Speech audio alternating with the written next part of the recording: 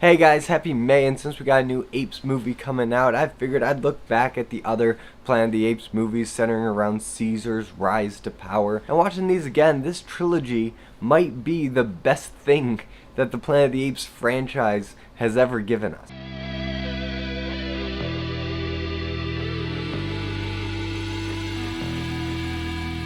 Rise of the Planet of the Apes. Now, Rise of the Planet of the Apes came out in 2011. 2011! Really think about that. That was 1 year before the Avengers came out. We had this Planet of the Apes remake that nobody really asked for. Nobody was really dying to see a new Planet of the Apes take after Tim Burton did whatever he did with Mark Wahlberg. And honestly, the less we talk about that version, the better. But this version of Planet of the Apes kind of took a different take on the Planet of the Apes mythos. And unfortunately, because of the nature of this trilogy, it does inherently spoil the epic twist at the end of the original Planet of the Apes that is arguably one of the best twists in movie history. And it just kind of makes me sad that people nowadays will never get to experience that twist. Even if for some reason they've never had it spoiled for them, as soon as they watch this movie, they know what it is, and it's not going to be a surprise. So for the sake of courtesy, if you have not seen the original Planet of the Apes, I highly suggest you watch at least that first movie. I know there's a whole bunch of them, but just watch that first movie so that you understand what the Planet of the Apes is. Then you can come back, watch my video, because yes, I'm going to be spoiling it, because, spoiler alert, the Planet of the Apes is Earth. In the original Planet of the Apes, it's revealed that these astronauts were on Earth the whole time, and for some reason after an apocalyptic event, probably because this was the 60s, nuclear war, apes just got super smart and started running things, riding horses, shooting guns, developing their own civilization, while the humans slowly de-evolved, became the lower species, became hunted for sport, became stuffed in museums, and even lost the ability to speak, write, read, all the higher brain function that makes humans the dominant species. And Rise of the Planet of the Apes really focuses on the origin story aspect of what things happened to get the apes super smart, to get them running the show, to get humanity all of a sudden completely outmatched by these primitive beings. But if you're saying, oh, we already got that origin story with Conquest of the Planet of the Apes, we saw Caesar free all the apes and come to power, you haven't seen it like this. And while I do respect Conquest of the Planet of the Apes for doing the best they could with the technology they have, the technology of 2011 allowed for motion capture to be the primary way these apes are brought to life. Before that, both in the original franchise and even in the Tim Burton version, they used practical effects. They had actors in makeup and prosthetics trying to make them look more chimpanzee, primate-like. And in the original franchise, they look kind of 60s Star Trek, not the most convincing makeup. And in the Tim Burton version, they do look a little bit more like primates. You can still tell it's just a dude in a suit with a lot of makeup on. But here, with the power of motion capture, you can actually get photorealistic chimpanzee anatomy, chimpanzee acting. I'm pretty sure this movie only exists because of what Peter Jackson did with his take on King Kong, the way they brought Kong to life with Andy Serkis and motion capture.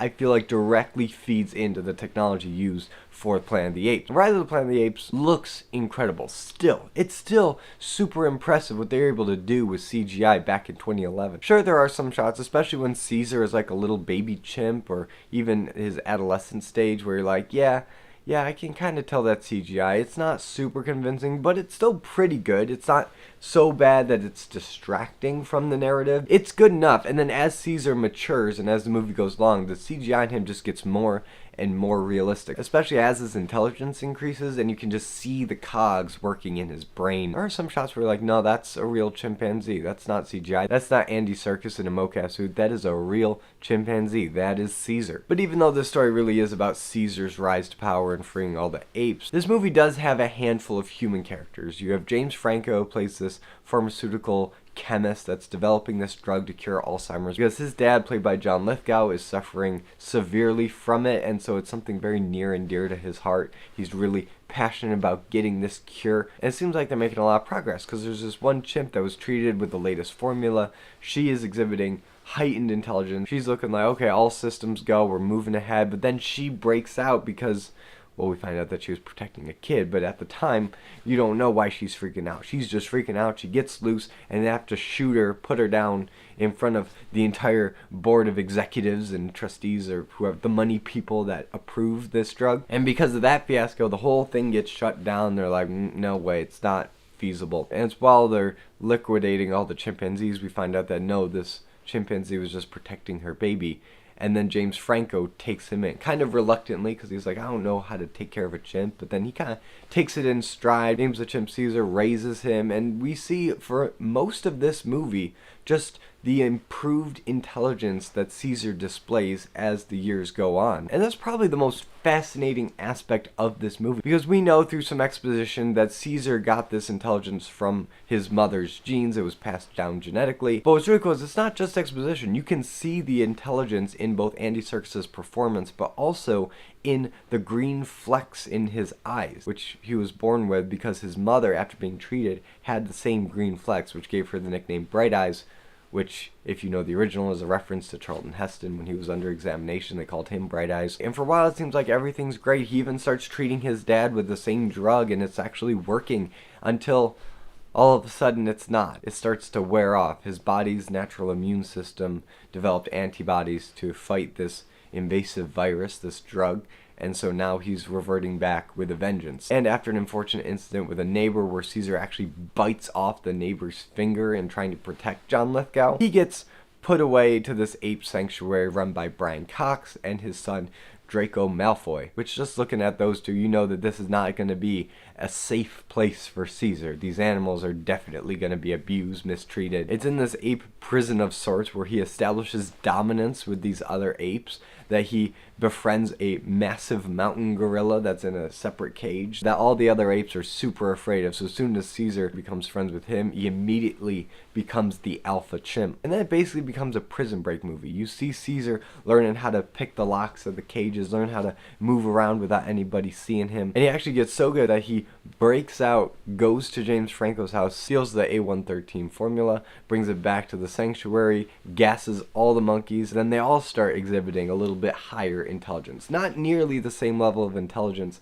as Caesar. Caesar is still kind of a different breed. He's kind of set apart from all these other apes that just got gassed with this stuff. And yeah, they all have the green eyes, so you can tell, like, okay, they're starting to think a little smarter. They're starting to get a little bit more organized, start hatching a plan how to break out of this place. And it's really around this time in the ape sanctuary where we get the most references back to back to back to the original Planet of the Apes. Like when Draco Malfoy turns the fire hose on Caesar, or when he shouts, "It's a madhouse!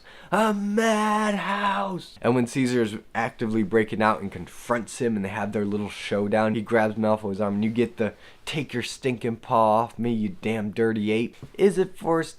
Yeah, in the same way that in Star Trek Into Darkness, Spock shouting Khan was kind of forced, but at the same time, you do like to hear it. And now the apes are free. They busted out. They've killed all the guards, they killed Draco Malfoy, and now they're on the run. They're running through the streets of San Francisco. They actually get some weapons, these spears that are just taken from pieces of fence when they go and ransack a zoo to free even more apes. Now we're getting quite the army of apes here. We got all the apes from the ape sanctuary. We also have Maurice, who's a circus orangutan, and I haven't really talked about Maurice. And Maurice is probably one of my favorite characters in this entire ape trilogy. For one, I just love the look of the alpha orangutan with a big chubby face. Ever since I was a kid, I was in love with that look of an orangutan. It's just so different and cool. But Maurice is such a sweetheart. He's the intellectual. He can sign, so he can communicate with Caesar. They start hatching plans initially just on their own, and then involve everybody else a little bit later after they get gassed with the serum. But after they free all the other apes from the zoo, they're not really super smart. They're just kind of following along. I think Caesar's smart enough to know if they're going to cross that bridge, they need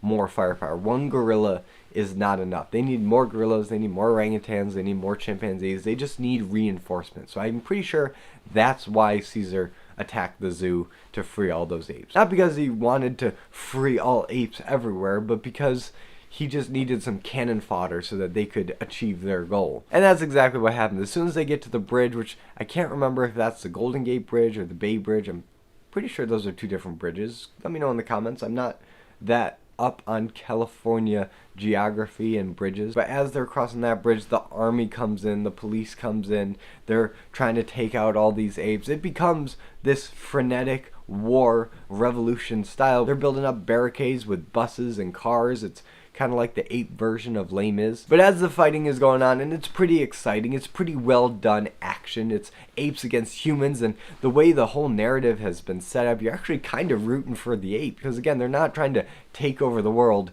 yet. They're just trying to get over the bridge to the redwood so they can have their own place, their own little colony. But there's one thing that I noticed in the sequence that really bugged me. And it's such a little thing, but it just stands out so much. And it's when the army or SWAT team or National Guard or whatever is lined up and they got their guns pointed at the apes and they're ready to go. You can tell they're ready to pull the trigger. And then some guy behind them, an officer or somebody, is like, "Safety's off!" Safety's off? Shouldn't they already have those off? And make it worse, you actually see them lower their guns and all switch off their safeties as if they forgot to do that. Well, I do appreciate a Hollywood movie at least acknowledging the existence of a safety on a firearm, because yeah, most Hollywood movies don't even bring that up. The way it's executed here is just so odd and unrealistic, because any self-respecting officer would have already had the safety off with the chaos that is going on around them. That safety better already be off. Why would it still be on? Why would you have your gun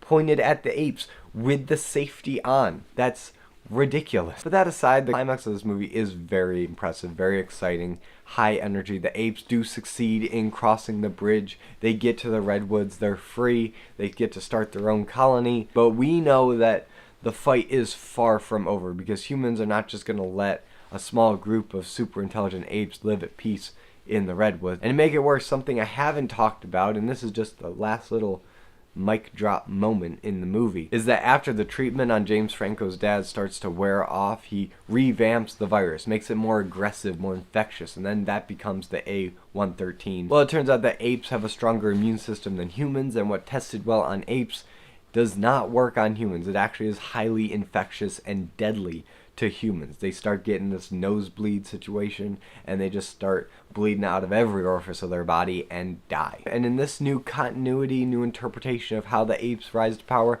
that is the primary cause for the diminished population of humans. That's right, we're not going the whole nuclear holocaust route.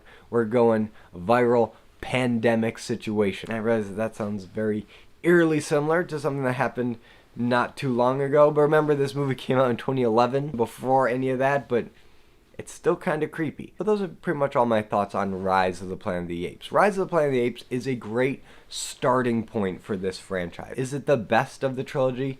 No, not really. The CGI does look a little dodgy in some parts, and some of the conversations and dialogue scenes with the human characters, while important for the narrative to help us understand how all this stuff came to be, it's not nearly as gripping or engaging or creative as the ape politics and the ape civilization building that we get in the second half of this movie, and is even more developed in the later movies. So with this one, I gotta say, it may be the weakest of the three, but this is still a very impressive film, especially for 2011. The technology that they use for Caesar and the other apes is mind-blowing, and I just love this more grounded, realistic take on apes taking over the world. It's such a ridiculous premise, but the way they work in real-world human-primate relationships, like animal testing and the cure for Alzheimer's, repairing damaged nerve tissue, and this virus that just knocks out about 90% of the human population. All of a sudden, this pretty far-fetched idea of a planet run by apes is starting to feel a little too real, and that's what I like about this movie. And I can't wait to talk about how the other two movies just double down on this premise and make it so much more engaging than I ever thought a Planet of the Apes franchise could be. But now I turn it over to you guys. What do you think about Rise of the Planet of the Apes? Is it your favorite of the trilogy? I honestly am not sure if it's anybody's favorite, but let me know what you think regardless. And if you like this video, be sure to give it a like and subscribe for more content, and hit the notification bell to be notified every time I upload a video. And as always, I'm Colby. This is my Nerdy Talk, and I'll see you in the next video.